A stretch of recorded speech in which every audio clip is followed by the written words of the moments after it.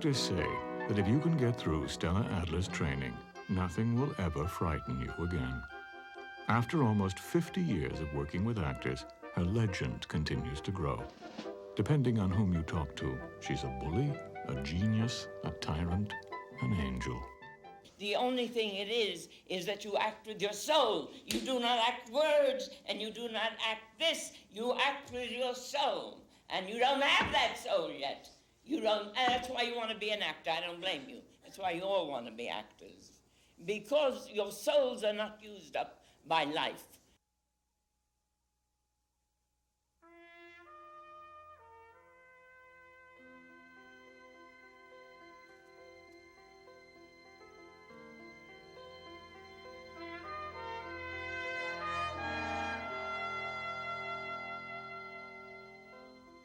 American Masters is made possible by a major grant from the National Endowment for the Arts, with additional funding from this station and other public television stations, the Corporation for Public Broadcasting, the Marilyn M. Simpson Charitable Trust, and Rosalind P. Walter. I am not, oh my God, I'm telling the whole world, I'm not a playgirl. I don't like to lunch. I don't chat. One of the great political statements that Stella ever made at that time was when she said, well, of course, I could live in any communist country, providing I was the queen. She said, life beats down and crushes the soul, and art reminds you that you have one. She never lets you go once she's got you. If she likes you, that's it. It's a life sentence.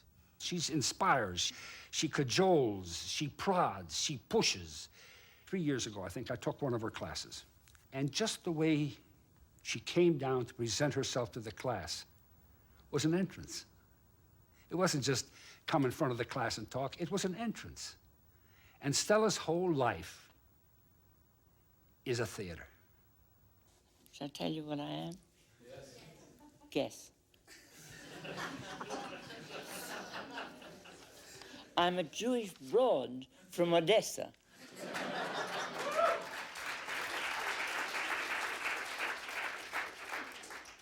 Hey, Stella!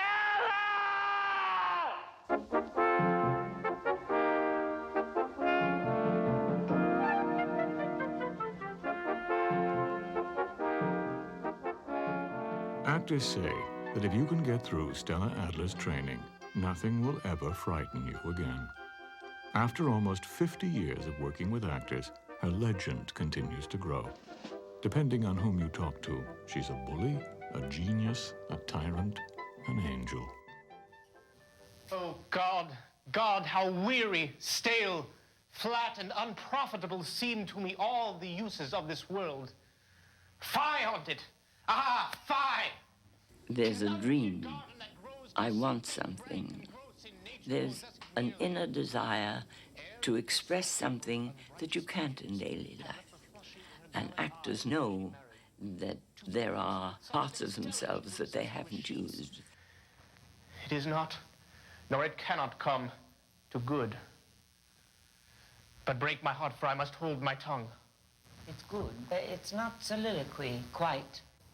What actually soliloquy is to speak out the thoughts that are tormenting you inside, the inner thoughts verbalized. It's you are trying to understand your own thought. Okay, then what should I pick as like a focus to... That's a very, very, very profound question you ask, because every Hamlet is asked the question. I've heard it answered, speak to your other self. Speak to the Hamlet out there. But I would take an image of my thought, my mind out here, you mind, if you need that focus. Take it out there as if your mind were in front of you. Yes, a little lower down. I got up and worked in the class that first day, and she was so wonderful to me. Oh, God, when you don't know anything, you're so brave. Now, I wouldn't dare work like that in front of her, but she would... See, she gives you the courage to fail. I need an army, Philip. I am tough. I ask a lot. There is no kindness in my demand. There's simply, we're in it together. We got to fight it out, and you better do it my way, because if you don't, you'll lose. So do it my way and stop it. I'll have your answer. Yes or no? You'll have it when I give it. You see, I have changed. Okay. If an actor came in dressed as you are dressed, he would be asked to leave the theater and not come back, because I don't see that you would dare wear anything like that. It belongs to you. It's your own, isn't it? No, it's not. You borrowed it. I stole it.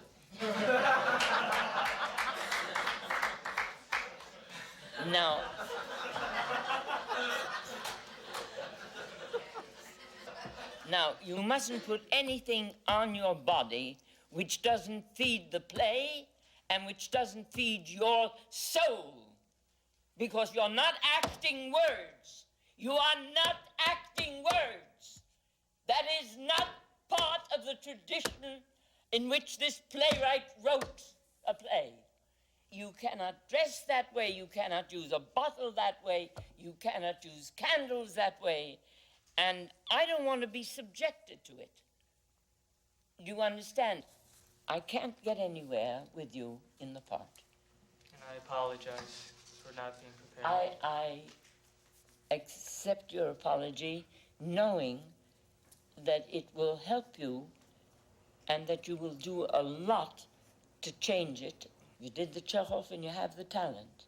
What you don't have is a sense, which Americans don't have, of the style. And that you must achieve. I simply was brought up to be what I am, and I suppose it's coming over as being very theatrical. A child of famous actors, Stella's New York apartment is a Fifth Avenue fantasy, a gilded setting for golden memories of her theatrical roots. Part Venetian, part Madame Pompadour, it also resembles the opulent dressing rooms of a bygone era in which an actress received her public. Today, these rooms are alive with the presence of her late husband, Mitchell Wilson, and reminders of her spiritual teachers, the Russian Stanislavsky, the French Sarah Bernhardt, and most honored of all, a mother who inspired courage, and a father known as the Great Adler, star of the Yiddish stage. His Merchant of Venice was so important that the world came to see him. And a producer from the American theater asked Adler to do it on Broadway. And Adler said, I don't really speak in any other language but my own, so I can't do it on Broadway. The producer came back again and said, we will let you play in your language and surround you with an all-American English cast. And he said no. And then somebody smart enough said, Adler, you owe it to the Gentile world. Only a few minutes of damaged film remain as a record of an actor who was a hero to his people. He specialized in parts which revealed the moral tug between good and evil, flesh and spirit.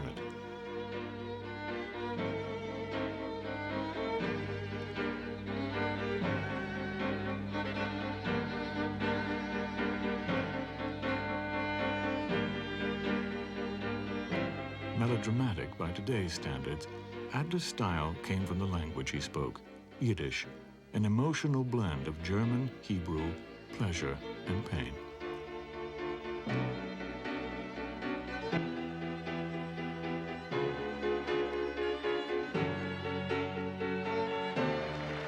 His great purpose was not to entertain, but to teach an audience of immigrants. Between 1900 and 1920, 1.5 million arrivals turned New York's Lower East Side into the largest Jewish ghetto in history. Adler fed these hungry people a diet of great plays and noble ideas. From tenements, from pushcarts, from sweatshops came Jewish hopes and American dreams. And Adler, the great Yiddish actor, gave them voice. He believed that his courage could influence people. And so when he took me, the actor said, you can't coach her and give her lines to do and expect her to wait and get her cue. And he said, she can. And my first appearance on the table in front of an audience, I said, Dort in seine Spitze ist gerecht. Natur kann wohl nicht sagen, als Gott ist schlecht. Weil Gott weiß, was tut. In ihm sich struft keinem nicht. Weil Gott dort in seinem Spitz ist gerecht. At 3 years old, he lifted me up, showed me to the audience, because he was a devil. And they screamed because they knew I couldn't talk and I didn't know that I was a baby, that was being trained, that was being loved. And he said, she can do that. And I did it. The force of Adler's presence set the tone for Stella's childhood. At night, after a performance, the house would explode with joy. So he would wake me up, and he would take me into this large dining room with other actors and guests and things. And he'd say, now imitate your teacher. And how does she talk? And I would imitate the teacher, then I would imitate gestures, then I would imitate this thing, and they loved it. In her early days, there were no formal acting classes. Stella learned on stage, under the towering influence of her father. He said to me, you're going to do young Spinoza. Now go to the library and find out about young Spinoza, and then go into the wardrobe and get your costume. Now that's really a very, very important story, that he understood that a 9-year-old child had the responsibility of going and looking at the pictures and finding out. It's your business. Stella's mother, Sarah, was the Bernhardt of the Yiddish stage. She and Adler were famous for their tragic scenes. Unhappily, their drama continued offstage. When Jacob left home for another woman, Sarah started her own theater and triumphed in a variety of roles. I had the opportunity of seeing the mother on her 90th birthday. Luther Adler stepped out in the National Theater in New York, introduced Stella, and Stella introduced her mother. And her mother came out at the age of 90, a tiny woman, and started to perform things that she had done in her repertoire. She played a 16-year-old girl. She played a leading lady. She played a character woman. And it was amazing to see this old woman step out and become all these parts. I was there that day. The Adler household, to borrow from the Yiddish, was like thunder from sunny skies. She separated from him at one point. He came to the house and he saw a light in her room. He went up and he opened the door and had a gun, and it was her son. He was a very jealous man. My mother once said to me, you know, when I met Adler, I knew I would be in love with him. She said, and I think that any woman that touches him will feel the same way that I felt. Her jealousy expressed itself by having to go to a sanatorium out of sheer pain. Her doctor said to her, Madam Adler, do you want to live or do you want to die? And she said, I want to live. And the doctor said, then you have to tear this man out of your heart. And every once in a while, she would say things to me like, you know, darling. No, she wouldn't use the word darling. No, she would say, Stella, if you like a man very much, it's all right, but don't let it go down too far. That's dangerous. You can love up to here, but beyond that, there's danger. By 1920, Adler had been acting for almost half a century. Despite a crippling stroke, he gave a series of farewell and positively last farewell performances. In 1926, he collapsed, and his heroic age of Yiddish theater had come to an end. One couldn't accept that. Nobody could accept it. The audience couldn't accept it. The press couldn't accept it. He was too big. At his funeral, 50,000 people lined the streets in an outpouring of universal grief. Even church bells rang out in his honor. I think he would be astonished, surprised that acting could be analyzed to such a degree that you could give it to other people. It's a wonder that I hadn't gone mad. I told him I had once. That time I ran out in my nightdress and tried to throw myself off the dock. You remember that, don't you? I think it would amaze him to see the development in the actor through craft, through technique, through work, through educating his body, his voice, his mind. I think he would be astonished. Baby, don't. You hurt me so dreadfully. I'm sorry, Mama. You brought it up. All right, now. She's just had this big scene. You've heard it. Now, you want to stop it. You want the whole thing to stop. You want to get to yourself. You have words, and you say them, and then you stop, and then you say them. But you have no action to say, I got to stop this, and she's got to know the truth. She's got to know I'm going to die. She's got to know this, and I'm going to tell it to her now. There's an immediacy about your work, and whatever you say, don't keep any pauses. Just, she's got to know, and she's too far gone. You're going to make her understand. Make her understand something that's more important than what she's saying. Okay. Stella's vocabulary is precise.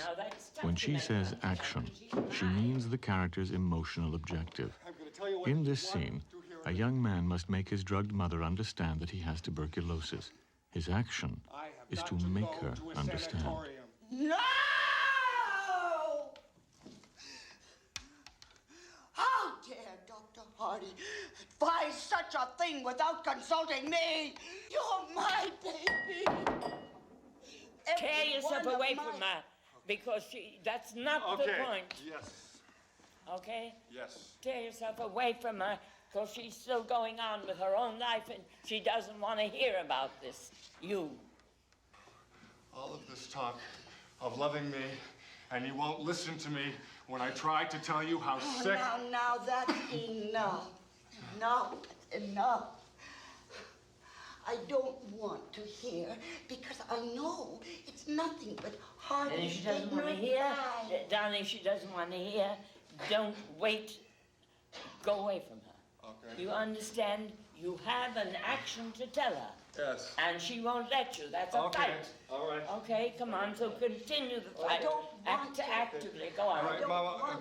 The fact is that the craft of acting has been developed into being like the craft of music or architecture. It is a craft now that can be attained and can be used and practiced by young actors. It couldn't years ago. In the 1920s, Stella blossomed from leading lady into restless spirit. In London, she gave what would be her final performance with Adler and met her first husband, who would be the father of her only child. Back in America, she flirted with vaudeville and a new first name. Her search for identity made her ripe for revelation. In 1924, Stanislavsky's Moscow Art Theater came to America and changed Stella's life. But I saw the most subtle, most truthful, most theatrical kind of acting, and I was stunned by their abilities. Stanislavsky's method was based on psychological truth. With the fervor of a convert, Stella trained with disciples at the American Theater Lab. But there was little room on Broadway for the kind of acting she admired. I didn't so much like going on to Broadway because you were picked up to play in another play with other strangers, whereas in the Yiddish theater, you always knew everybody. Searching for a home, Stella finished the decade as the leading lady of Yiddish star Maurice Schwartz. In this famous scene, Schwartz plays Tevye, whose daughter has just eloped with a Russian soldier. The Yiddish language is an extremely warm, emotional, and soulful language, and so you could express yourself more quickly without laboring on this rather puritanical English.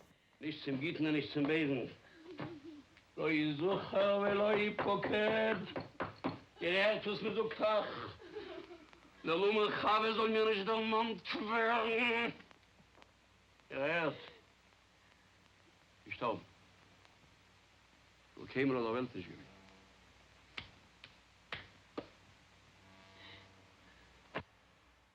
I was playing, I was acting, and I was on Broadway, and I met a man who, Carol Clurman, I heard him speak, and I was overwhelmed at his knowledge, at his brilliance. Harold Clurman would become Stella's second husband. A fervent idealist, he convinced her to take part in a noble experiment, the group theater. The Depression had turned America into a landscape of broken dreams. Out of the ashes of these dreams came voices demanding change. Politics combined with art to create a golden age in American theater. People had lost their homes, their jobs, but not their souls, Clurman preached. His group theater aimed to cultivate the American soul. Just as Adler raised his immigrant audience, now Clurman intended to do the same on Broadway. I said, I want to be near this man. I want the influences that he can give the theater. I think it's for me. The group theater was the utopian brainchild of Harold Clurman, Lee Strasberg, and Cheryl Crawford, a family of actors to mirror the family of man. Life, said Clurman, cannot be lived except in terms of people together, sure and strong in their togetherness. Clurman's dream became Stella's burden.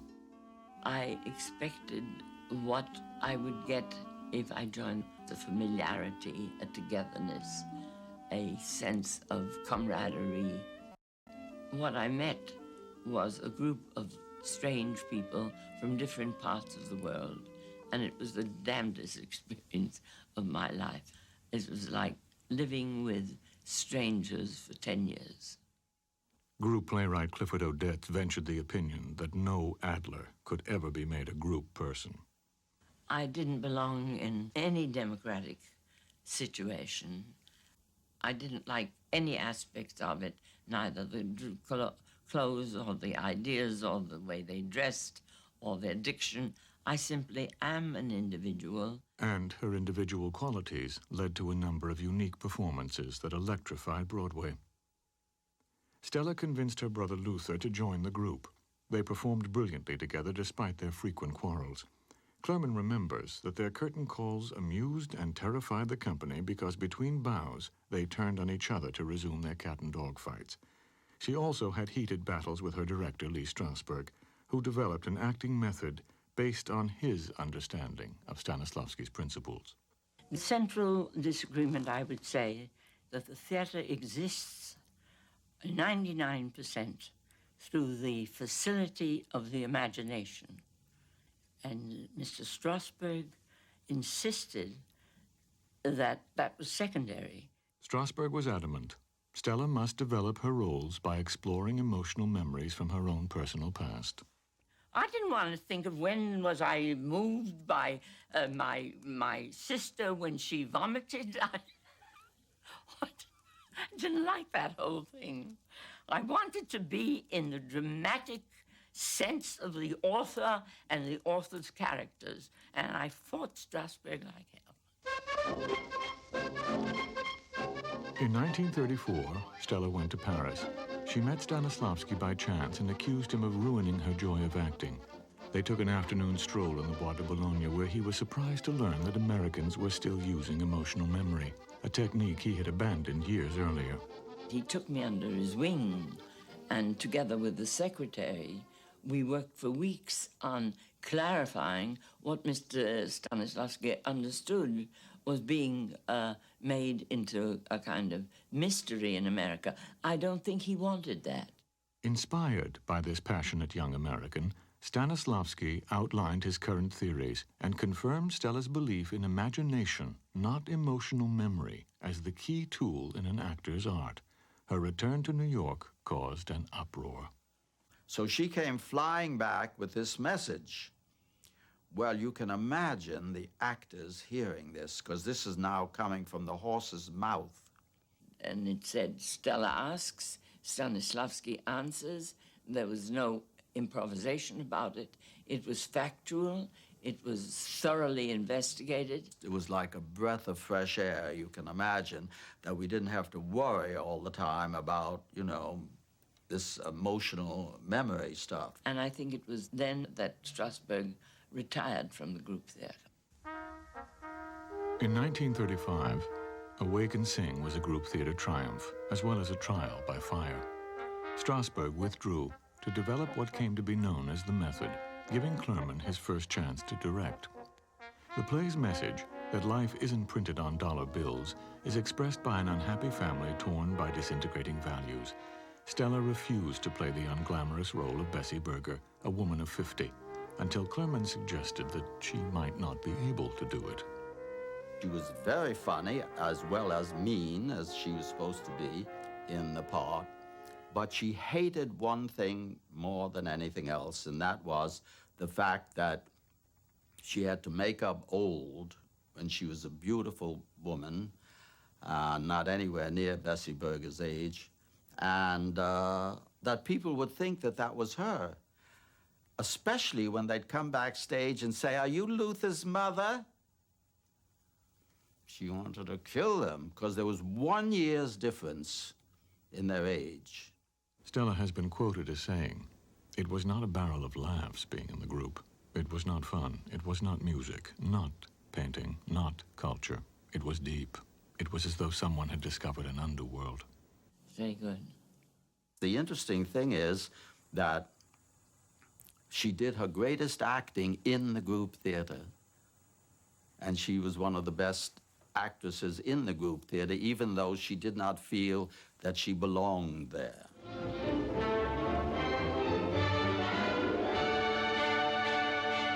In 1937, Hollywood called, and Stella answered, to a new last name, Adler. I had this long controversy with them, and at last, I remember, I said, well, if I can pronounce it, you can spell it any way you like.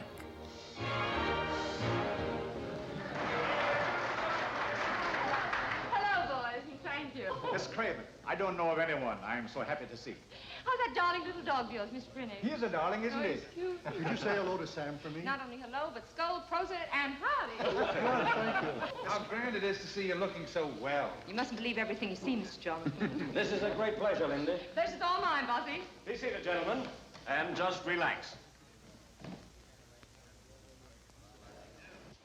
I don't think I can help you.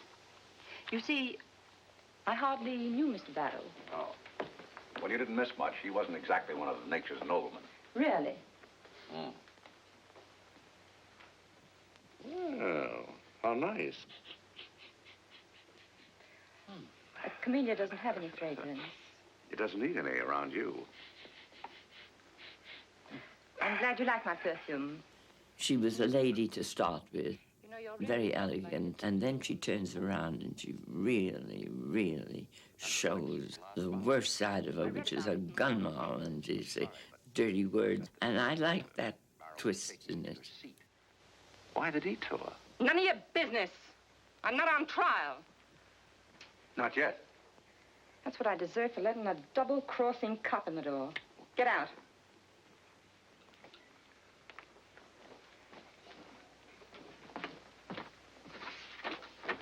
Get out. thanks for the camellia. And don't come back. Don't look now, but your accent's showing. Mrs. Faludi! Mrs. Faludi! Yes. I'm home. Dennick is home. I heard already. It's not your home till you pay the rent. Oh, now, Mrs. Faludi, is that a way to greet a man who's been away for 3 months, who's been longing for your cooking all this time, who's been thinking of you every minute? The rent you owe me since last spring. 3 months the room has been empty. Did I ever get a letter from you, a word from you? I sent you a postcard, didn't I? How could I send you a letter? How could I? What would your fiancé think?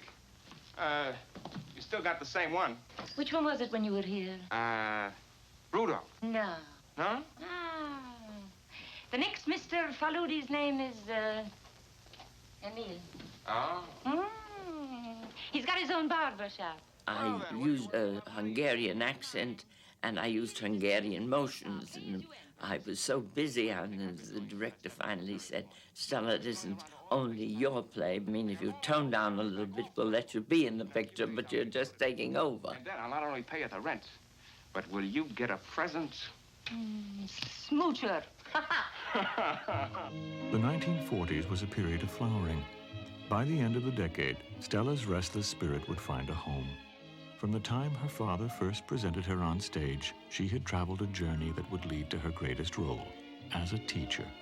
But first, she made her farewell to Broadway in a drama and a comedy that confirmed her status as a grande dame of the American theater. In those days, it was sort of fashionable for the leading lady to arrive a little late to show who she was, like 20 minutes. After about an hour and 20 minutes, Stella arrived, looking absolutely beautiful with a great hat with quivering feathers all around it and long black gloves, and making gestures of pretending that she wasn't trying to disturb anybody. I told her who I was, and she looked at me with this beautiful blue eye and held my hand. If Stella likes you, it's difficult to get your hand back, you know. She holds on to it. And she spoke the first words I ever heard her speak. She said, "Are you Jewish?" When the Allies liberated the concentration camps, they found shocking evidence of Hitler's final solution. Homeless, the Jews who survived languished in displaced persons camps. Like her father before her, Stella answered the call of her people. As a freedom fighter, she went to Europe and helped secure passage for 750 Jews, by train from Frankfurt, by boat from Marseille, and on to Palestine. Back home, she brought her passion for people, for life, and for the theater into the classroom. In 1949, she opened an acting studio, which continues today. Okay. It's a lively applause, but I don't trust it. I think because it's raining, you might be a little bit protected by scarves and sweaters, and so let's scream.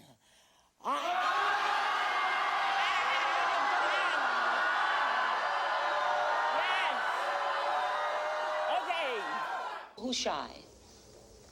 Come over and shake my hand. There. Now. And look at these people and tell them what you've done. Come on. I shook Miss Adler's hand. Now. You see where the shyness comes in?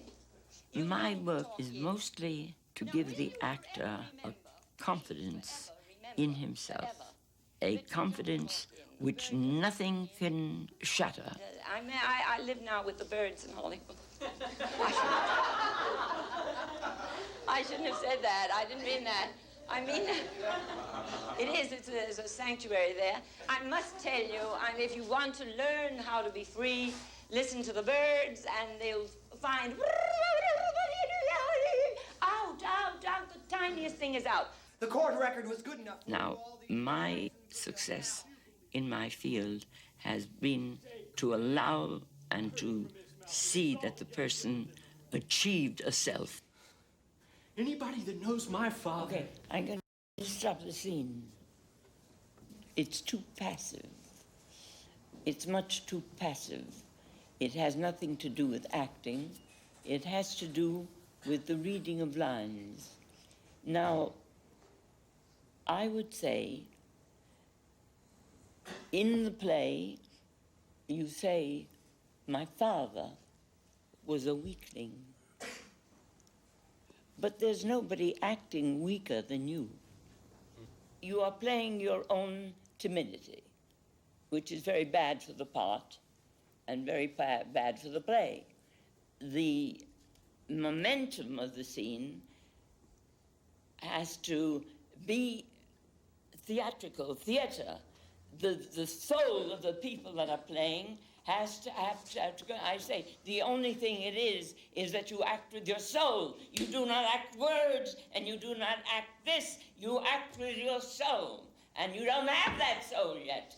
You don't, and that's why you want to be an actor. I don't blame you. That's why you all want to be actors, because your souls are not used up by life. I remember the first class. She said, you must listen with your blood. I thought, oh my God, you know, and she said, you have a huge responsibility in life to take life in completely, you know, and so I started then. I started listening so hard that, you know, it hurt. I was a working class girl from Australia who never read a book, who hadn't heard classical music. I mean, I think my family read Zane Grey detective stories. And Stella opened a whole world of knowledge. The actor has in him the memory of everything he's ever touched or tasted or eaten, and he is, by nature, gifted with memory. He can go very far back, and he does go very far back, and under very simplified circumstances, you can urge him to extend himself. Now, you heard that knock, and you had no reaction to it. I need more reactions. Much more, darling. 1,000 times more. I heard somewhere that you came from some background of Italian background. Yes. Well, for God's sakes, you know that no background is lost. No background is lost. So for God's sakes, never mind the blue eyes and never mind the fine thing. I want the Italian in you. That's where the acting is, the Italian in the American. The American actor has pushed his feelings down to such a level that it is almost impossible for him to arouse himself to the force and the dynamic that you have to use as an actor. She called me a Gentile once, and I think it was the worst thing she ever said. She said, darling, you're so wasp. You're so boring. You've got to get some Italian in you, some Irish in you. Get Jewish. A sign in her studio says, Stella would like all actors to know that her criticism is not personal. Nothing in the theater is personal. Theater is for the world. There's always a controversy, who's right in a modern play. But in a Shaw play, he knows what's right. He tells you who's right. And you're playing it against somebody who is wrong. And wrong is wrong, and right is right. And you're playing it as right and wrong are the same. And so we don't get any kind of aspect of what you really want to tell them about how wrong they are and how right you are. It's not heroic enough. Now, an English actress doesn't need all that. She doesn't need that much explanation. She says, I can live on bread. Good enough, sweetheart. Good enough. When have I asked for more? Great. Great. Don't knock it. Don't, but we can't do it. So you've got to do something else. You've got to know what the heroic is, and you've got to know Shaw, and you have to have that stardom in you that says, the name of the play is St. Joan, and I can't be a kid. There is a very good story around that long time ago that I went into Tiffany and bought some, you know that story? Yes, it's a very good story. And I bought something, And the lady said, where should we send it in England? I said, oh, I don't live in England. They said, I thought you were English. I said, no, just affected. You will never govern, Mary. If I let you go back, there will be long broils again in Scotland, dangers and right ones to my peace at home. To be fair to my own people, this must not be. Now speak once what your will is and what behind it. Come here, darling. Stay there.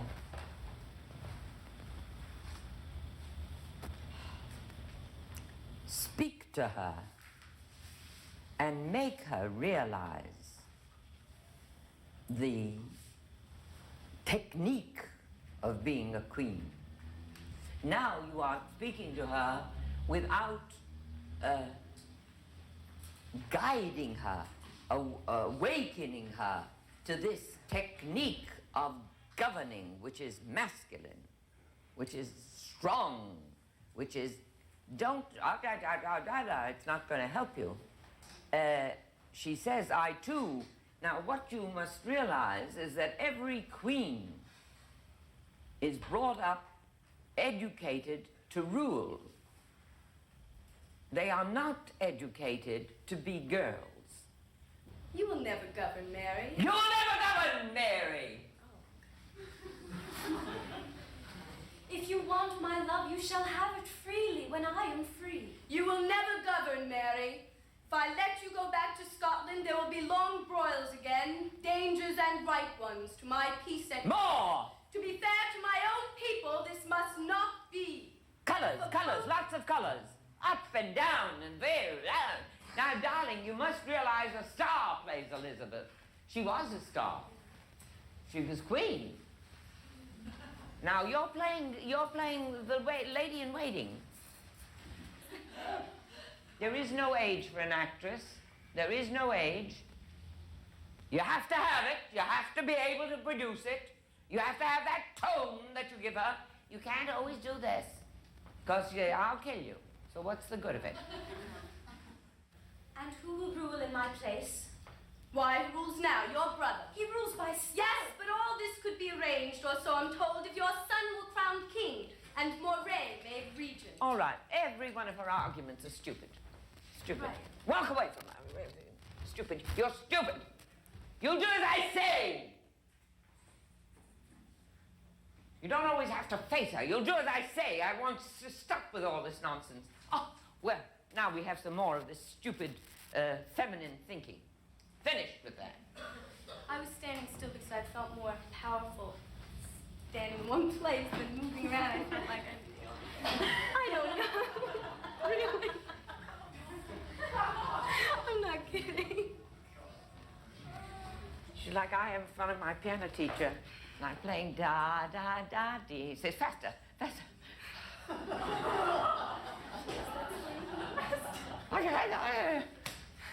I can't go so fast.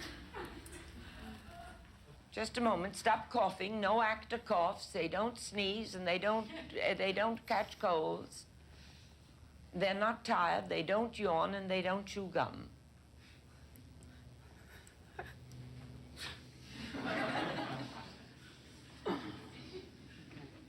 So, I told you in the beginning that no matter what I said, you wouldn't listen. You would go to the words. You are drunk with words. You are infected. You are diseased with words instead of what words come from.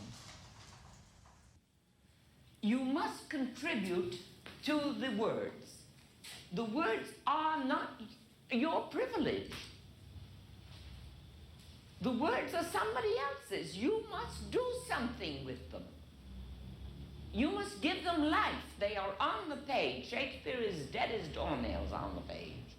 The play has nothing to do with words. Nothing at all to do with words. It has to do with ideas.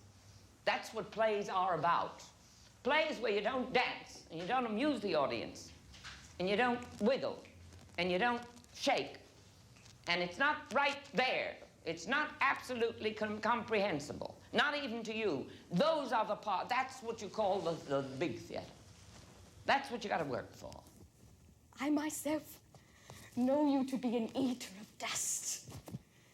Leave me here and set me lower this year by year as you promised, till the last is an oublet and my name inscribed on the four winds. Still I win. I have been a woman, and I have loved as a woman loves, lost as a woman loses.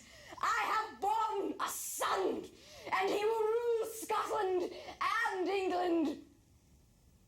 Come, turn the key. I have a hell for you in mind, where you will burn and feel it, live where you live, and softly. Once more, I ask you humbly to give up your throne. No, devil! My pride is stronger than yours, and my heart beats blood such as yours has never known. And in this dungeon, I win here, alone. Brilliant.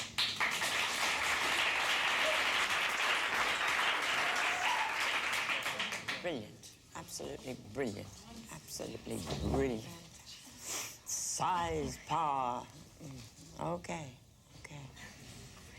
The American theater is producing good actors. In the climax of this Arthur Miller play, a young veteran confronts a father responsible for the manufacture of faulty plane engines and the death of 21 pilots. She's out of her mind. You did it? He never flew a P-40. But the others. She's out of her mind. Dad! You did it? Larry never flew a P-40. Then you did it for the others! What's the matter with you tonight, huh? How could you do that? What's the matter with you? How could you do that? Dad, you killed 21 men! Okay. Okay. The action, darling, is holding back from killing him. Not standing, but holding back, maybe putting...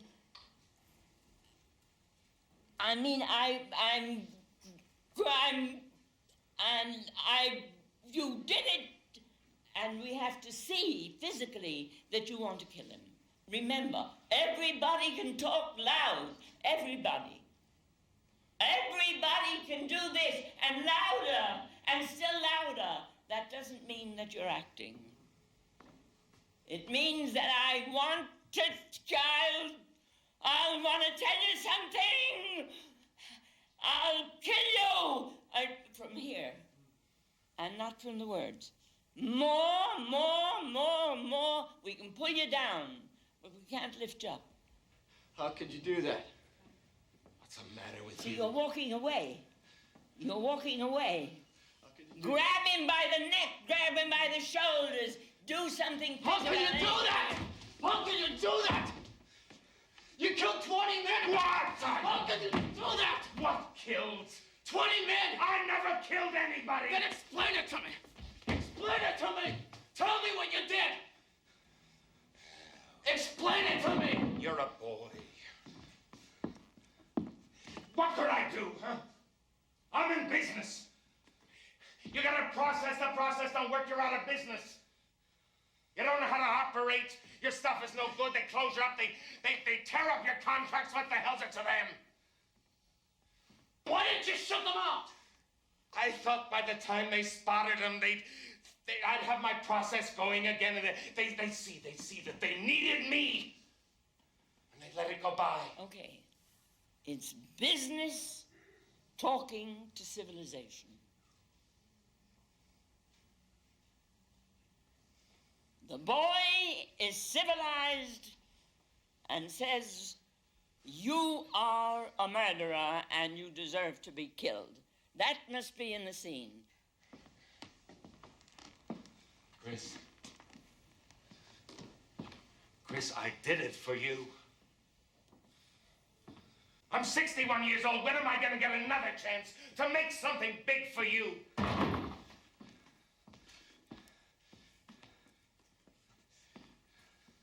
You knew they'd crash! I don't mean that. Then you thought they'd crash!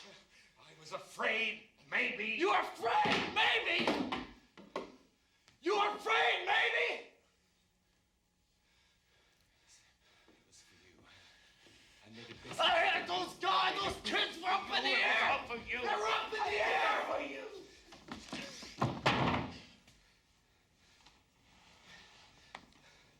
For me? You did it for me?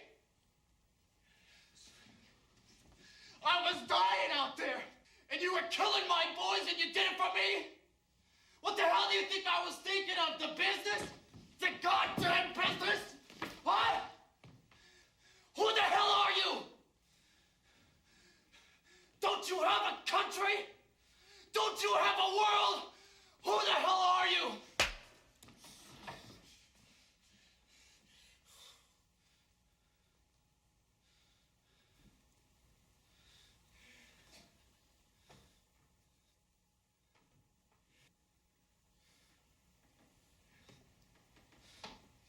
You're not even an animal. Animals don't kill their own.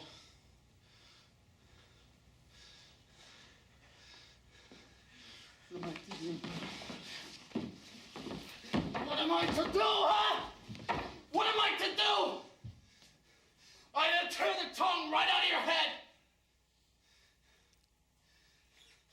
What am I to do? What am I? Jesus God, what?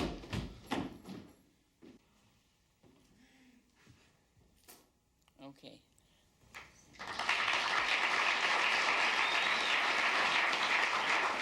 You see, what I did was make the actor improvise on the stage. So they had no rehearsal. And in the improvisation, the actor's guts, his life, his everything started to work. And he was ruthless, and he was abandoned, which is very good, but you have to stage it. If not, he would have killed him. Now, every movement at the father was coming from the man who was the actor, the son who understood the theme of the American world. You did it for me. You did it, you killed for me.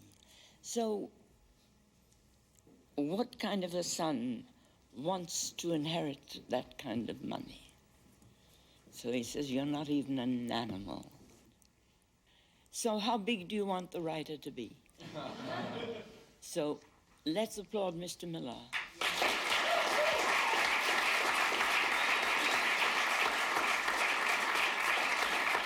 And then let's applaud these two wonderful actors.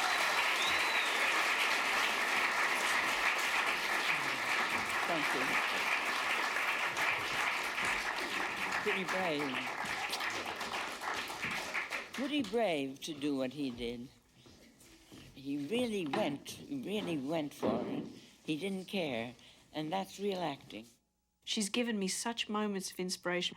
I remember once in a scene with Queen Elizabeth, I felt I could spit poison across the stage. I felt I was 6 foot tall. I mean, really transformed me. You know, and they're just moments. But, you know, to have experienced those kind of moments is something extraordinary. You know, it's what every artist wants, what every painter, what every poet. It's those moments, and they're so minute in time, and they float by so quickly. And you spend the rest of your life, sometimes you can spend 20 years before you get them back again. But I would rather have them than to have lived a safe life. I understood that most people, myself included, who am I, until I realized I am in deep trouble because I don't know how to do it. I don't know how to find out who I am. And in stumbling in literature, through different authors and phases, I got to one who actually said, don't try to know who thou art. Long has this idea tormented thee. It is much better to know what you can do and do it like Hercules.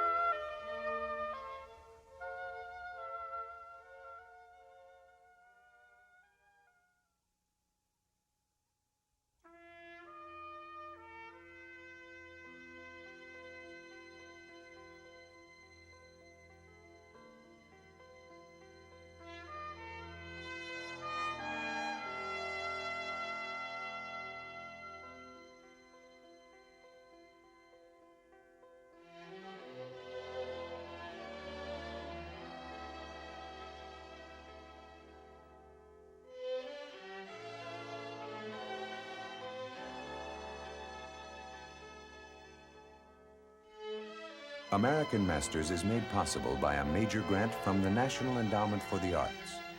With additional funding from this station and other public television stations, the Corporation for Public Broadcasting, the Marilyn M. Simpson Charitable Trust, and Rosalind P. Walter.